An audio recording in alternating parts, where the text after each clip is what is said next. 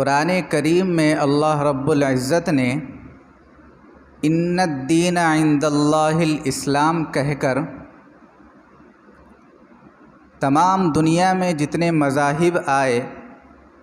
جتنے انبیاء علیہم الصلاۃ والسلام اس کار خیر کے لیے بھیجے گئے، یعنی اللہ رب العزت والجلال کی عبدیت کو بیان کرنے کے لیے اور انسانیت کو ربوبیت سے جوڑنے کے لیے جتنے انبیاء علیہم الصلاۃ والسلام آئیں اور اللہ نے ان کو جتنے ادیان دین دے کر بھیجا، اس کے بعد آخر میں اللہ رب العزت والجلال نے ہم سب کے محبوب آقا سیدنا و مولانا حضرت محمد عربی صلی اللہ علیہ وسلم کو جو دین، جو مذہب دے کر بھیجا،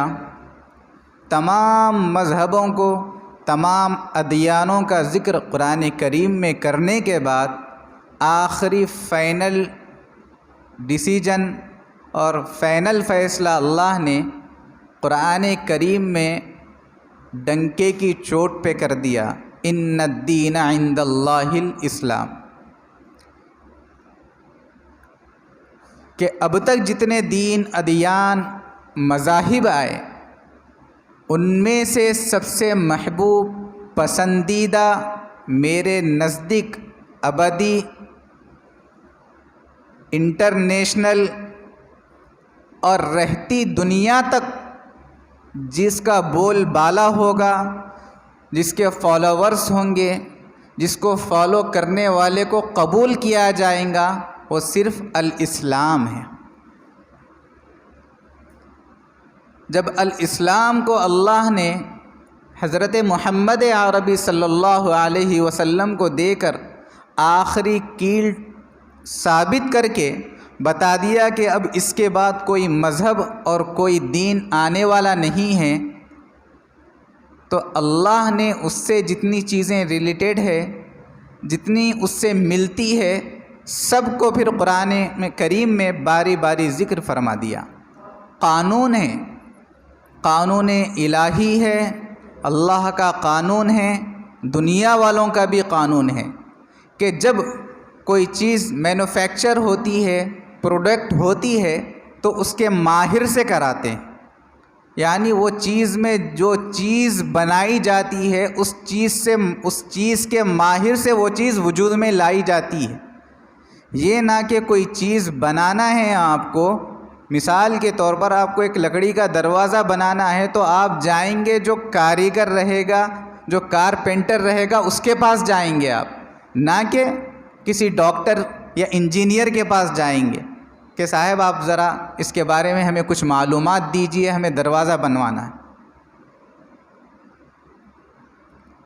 اگر کوئی بالفرض یہ کام کر بھی لے تو پھر جس ڈاکٹر کے اور جس انجینئر کے پاس آپ جائیں گے تو پھر آپ کو دروازے کا آئیڈیا نہیں دے گا، بلکہ صرف وہ ایرا گڈھے کا آئیڈیا دے گا آپ کہ آپ کا مقام مرتبہ وہیں ہے کہ آپ وہیں جا کر بس جائیں۔ تو قرآن کریم میں اللہ نے جب الاسلام کو سب سے محبوب اور پسندیدہ دین قرار دے دیا تو اس کے بھی کچھ اصول، کچھ ضوابط اللہ نے بتا دیے، متعین کر دیے کہ بھئی آپ نے کلمہ پڑھنا ہے۔ جب آپ کلمہ پڑھ کر آخری نبی صلی اللہ علیہ وسلم کی نبوت پر ایمان لائیں گے، ان کے ساتھ تمام انبیاء علیہم الصلاۃ والسلام پر، اور جن جن چیزوں کو میں نے ماننے کا یعنی ضروری قرار دیا ہے، جیسے آپ لوگ ایمان مجمل یا ایمان مفصل میں آپ لوگ تفصیلی بات سنتے ہوں گے کہ اللہ نے کن کن چیزوں پہ ایمان لانے کا کہا ہے۔ آمنت باللہ وملائکتہ وکتبہ ورسلہ والیوم الآخر والقدر خیرہ وشرہ من اللہ تعالی والبعث بعد الموت۔ یہ تو بیسک چیزیں ہیں جس کے بغیر مسلمان نہیں ہے، ایمان والا نہیں ہے۔ چاہے آپ کو قرآن کا کتنا ہی علم کیوں نہ آ جائے، آپ کو تسبیحات فاطمی پوری یاد ہو جائے، آپ قرآن کا ذکر کرتے ہوں، آپ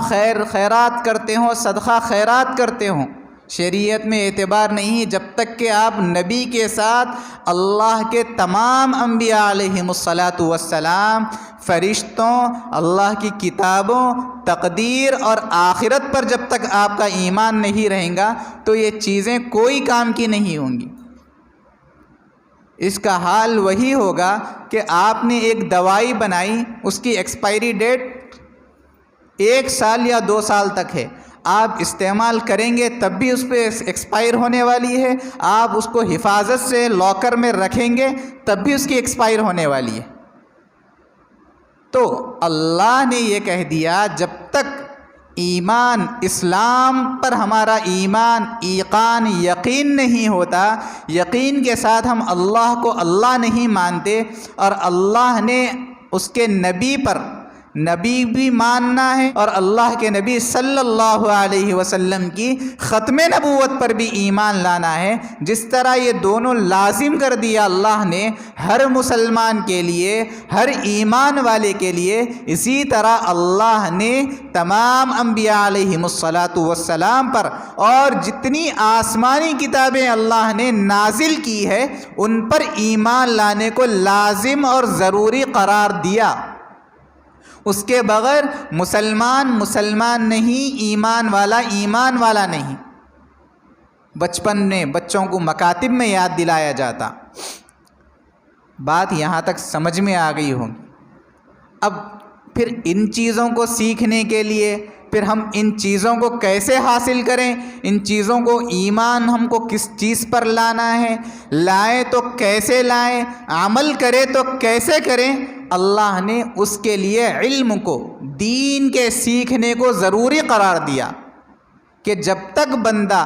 دین کا علم حاصل نہیں کرتا اس وقت تک اس چیز کا مقصد اور اس چیز کی اہمیت معلوم نہیں ہوتی۔ انسان کو کوئی چیز خریدنی ہے، کپڑا خریدنا ہے، موبائل فون خریدنا ہے، جب تک اس کو اس کی اہمیت معلوم نہیں رہتی، آپ کتنی بھی بڑی فضیلتیں بیان کر لو اس کی، وہ نہیں خرید پاتا،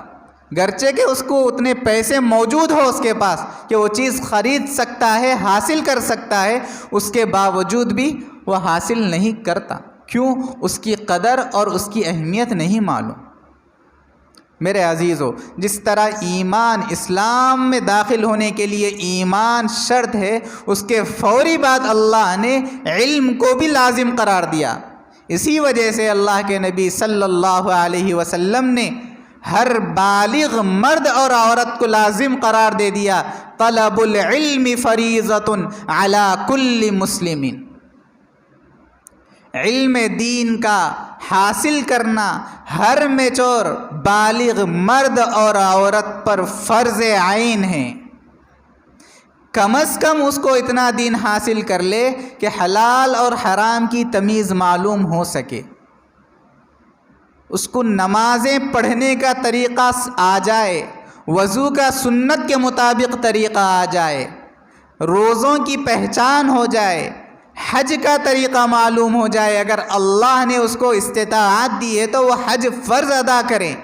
اگر اللہ نے صاحب ثروت بنایا ہے، مالدار بنایا ہے تو وہ زکوٰۃ ادا کرے، صدقہ خیرات کرے۔ یہ سب چیزیں سیکھنے کی ہوتی ہیں۔